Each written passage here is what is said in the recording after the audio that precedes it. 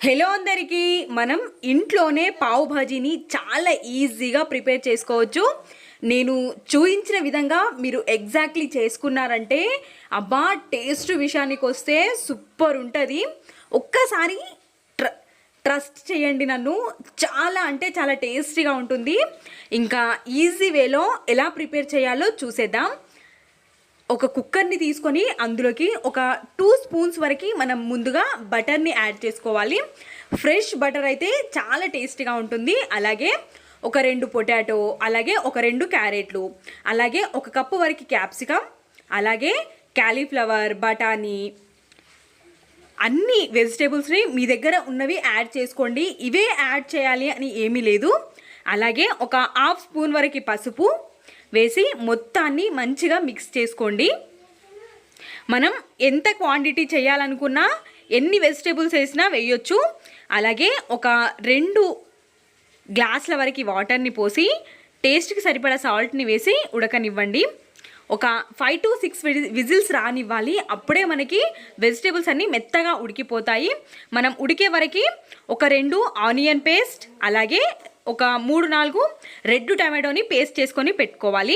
అలాగే ఒక బాండిని స్టవ్ పైన పెట్టుకొని ఒక 2 స్పూన్స్ వరకు బటర్ని, అలాగే 2 స్పూన్స్ వరకు ఆయిల్ని యాడ్ చేసుకొని అందులోకి కాస్తంత ఫ్రెష్గా పట్టి పెట్టుకున్న అల్లం వెల్లుల్లి పేస్ట్ని యాడ్ చేసుకోవాలి. మనం ఆయిల్లోకి పసుపు, అలాగే టేస్ట్కి సరిపడా కారాన్ని యాడ్ చేసామంటే ఇలా ఆయిల్లో యాడ్ చేయడం వల్ల మనకి కలర్ అనేది చాలా బాగా వస్తుంది. కాబట్టి ఇలా మనం కారాన్ని, పసుపుని ఆయిల్లో యాడ్ చేసుకోవాలి. అలాగే మనం ముందుగా మిక్సీ పట్టి పెట్టుకున్న టొమాటో ప్యూరీని, అలాగే ఆనియన్ పేస్ట్ని రెండింటిని వేసి మంచిగా వేగనివ్వాలి ఆయిల్ పైకి తేలే వరకు. అప్పటి వరకు మనకి వెజిటేబుల్స్ కూడా మంచిగా కుక్ అయిపోయాయి. ఇలా స్మాషర్తో స్మాష్ చేసుకోవాలి.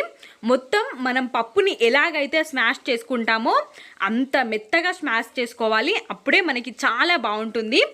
ఇంకా మనకి పక్కన పెట్టుకున్న టమాటో, ఆనియన్ పేస్ట్ కూడా మంచిగా వేగిపోయింది ఆయిల్లో.